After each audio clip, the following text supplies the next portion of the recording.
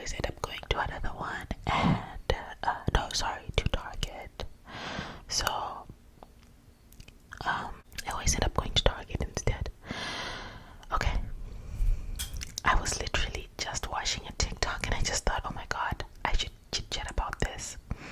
So I was listening to TikTok where this lady mentioned the fact, like, there's this little like trend going on, like, what did somebody do that made you fall out of love with someone that you were madly in love with before? And the first person, the one who did the actual video, the prompt, said that she had a boyfriend who she was dating and they were considering getting married, and he was going to join the military, and then after a little bit, so they were going to be, apart, and then they were going to get married and blah blah blah. And she had planned, she was just giving a whole lot of stuff, but basically what she said was, so they once lived together and then they started living apart because he was joining the military, and he hosted like a little birthday thing for her. So first of all, she didn't mind the birthday thing, but she didn't really feel like he put in the right amount of effort. She didn't feel like he put the right amount of effort. His family was there, her family was there, but apparently he didn't really interact with her family much. And then the birthday cake he got her was like an ice cream cake, and she was like, guys, I am lactose intolerant, so this is a man who I've been with and he doesn't even know, like, and gave me an ice cream cake because I'm lactose intolerant. And she said she stayed with him a year beyond that point, but then at that moment she knew, right? Okay, then this lady, the lady whose stitch I was watching just now, was like, her husband and her, they were in couples therapy, and I'm gonna go off on a tangent once I'm done with the story. They were in couples therapy, and husband was like talking and he seemed a little agitated, and the therapist said, okay, you seem a little like upset and unhappy, what is it? And then he said, I don't understand why she gets to benefit off of my bachelor's degree that I worked hard on by myself. So it turns out that this man, it took him like years to do his bachelor's degree, and while he was doing his bachelor's degree, his wife was taking care of 5 kids. So all he did, and he was working, so all he did was work, school, sleep, work, school, sleep.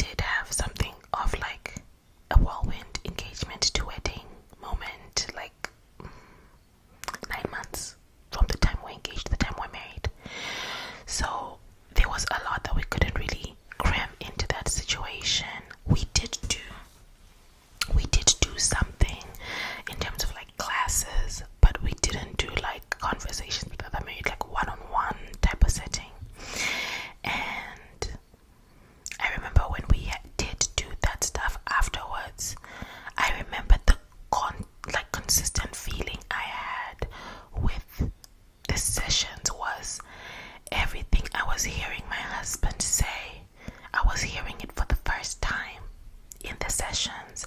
And I remember just being so like, nah man, my husband cannot be expressing things to me. And maybe this is like the difference between counseling earlier on in marriage and counseling later on in marriage. You know, when they were basically that couple the TikTok lady, they said they were trying to see how to keep the marriage together. I think there's a difference between going to couples counseling when you're in the beginning of your marriage and things are relatively good, as people like to say, versus when you're considering splitting up. But I remember even then I realized it's not right for my partner to go and reveal to someone a problem that they have with our relationship. In that situation, it was me and two other people that he was revealing it to me. But in conversation with somebody else is how I felt. I didn't feel like he was talking to me. I don't know if that makes sense. But I would still receive it and be hurt by it. I didn't feel right that my partner would disclose the way that he felt about certain things to somebody else for the first time before he told it to me in my presence, for me to take care of it. Do you know what I mean? I just felt like I came out of the session with a lot of emotional labor and social labor that wasn't really mine or even our relationship. And yes, it forced us to have certain conversations that maybe we wouldn't have had. But then I was like, but now we're having them in such a toxic way. Like, no lies, guys. It was toxic because then everything was heightened. And listen, I would honestly just come out of there and say, why didn't you ever tell me that? Like, that was my fixation. I wasn't in the mind frame of like, oh wow, because we were having premarital counseling, right, technically. And this was like the third time we were supposed to be talking about, you know, what we wanted in our marriage and what we're experiencing and what we're hoping for. First was when we're, you know, dating, talking and everything just before we got engaged. And now, and I'm like, okay, why am I hearing these things for the first time? It just didn't sound right, hearing something for the first time from your partner through somebody else. I don't know how to explain it. However, we both, after some things happened in our lives, we both decided to go to therapy separately. And it changed our lives. It changed our marriage, because the problem with the premarital counseling is that we treated it like therapy. In our heads, we treated it a little bit like therapy. We went there being open, being vulnerable, and it wasn't really a safe space because the other person was at the other end, and you really can't tell your partner to unhear what they've heard. You can't. And you can't tell them to forgive what they heard. It was stupid. So we both went to individual therapy, and the good thing about individual therapy is that it holds you accountable for the situation. So let's say you're arguing about something and they're saying something, you're saying something, and then you're talking to somebody else about the situation, one-on-one, one person, them other person, and they're asking you to sort through what you felt, what you thought, and then they also give you like coping mechanisms of how to deal with the situation, because many times how we respond to relationships really like has nothing to do with the other person. Sometimes it's just you know. I remember one time I'm going on about something and my therapist says to me, and what has your family or your spouse, what have they done for you to know that this is what they think? And I said, I just feel it. As soon as I said, I just feel it, I knew in that moment that I needed to go back and check. I needed to go back and check if what I was feeling is what they were saying. What I was feeling is what they were, you know, trying to say or implying. And when I asked them, they all said no. Literally, my whole family, I had a perception about the people who were closest to me that was not really what they were intending, you know. So I'm just like, great, thanks, like, case closed. It wasn't even something worth arguing about, yet I would cry over this issue for months. So you can imagine, like, I was creating a horror story in my head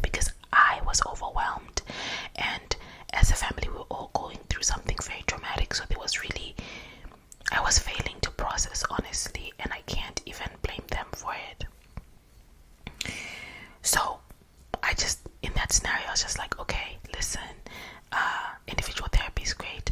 Now, do I think that there are times when therapy together is necessary? Yes, I'm sure they are. There are situations like that. But if I were ever to go, now I know, even if I were ever to go into therapy, for couples therapy, I know that I am not as receptive to two different voices in the room as I am to one, and I would most probably need to go to one before I come back to couples therapy. Like, I'll give you an example of what happened during my individual therapy. Is many times I would unpack what I'm going through, right? And then I would be able to explain to my husband what was going on, because many times my husband would be like, you act like everything is okay. I told you the whole family was going through something crazy. And he would be like, you act like everything is okay. You guys are just like, no emotions, no feelings. And I'm looking at him, and honestly, I remember looking at him like, you have no emotions and no feelings. I've cried over this situation, and I have been more emotionally expressive for this situation than you have. I don't know why you expect me to be acting up. But I was acting up, just not the way that he was expecting. But so when I finally like got words to express it, you know, when I would go and talk to my therapist and express it, and then he would kind of give me more tools on like what's going on, I would then express it to my husband. And I remember one of the things I had to express to my husband is, listen, when you're grieving, because it was sort of like a grief scenario, when you're grieving, you can't tell everybody every day, I'm grieving, I'm grieving, I'm grieving, I'm grieving, I'm grieving. And to those who understand grief and who've been through it, you guys understand what I mean. But your actions are like off. You know, you might be going through depression, anxiety, just being overwhelmed by emotions randomly. It's just overwhelming. But you can't speak on it every day. So then my husband would be like, why are you acting this way? Like, why are you, not cleaning up after yourself? Why are you too tired to do anything? Why don't you want to go out? And I'd be like, I am literally grieving. But I wouldn't say it when he's questioning me. When he would be questioning me, I'll just be looking at him like, are you stupid?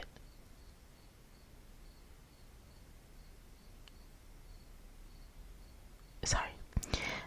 I'll just be questioning him like, are you stupid? But now, later on, and I told him, don't ask me if I'm grieving, or don't ask me what's wrong with me. This is what's wrong with me. For the next 6 months, 7 months, 1 year, this is what's wrong with me. If something's out of the ordinary, this is why. When I need your grace, when I need your patience, this is why. And I was like, I don't have to. I don't want you to. I don't want me to have to be angry or sad or this or that for you to remember that this is what we are going through as a family. That's the reason. That's it. So you stick that in your forehead, in your head, and just remember it all the time. So, oh my god, that was such a weird little rant. But what do you guys think? Individual therapy. Would you ever go to couples counseling? And have you ever been to individual therapy? And do you guys get why I am not so pro couples counseling without individual therapy? I'm just not that person. It's a no from me. You gotta work on yourself as an individual while you're working on the couple. Yeah, there's no way that a couple can be that messed up if both of the people in the relationship are working on themselves individually.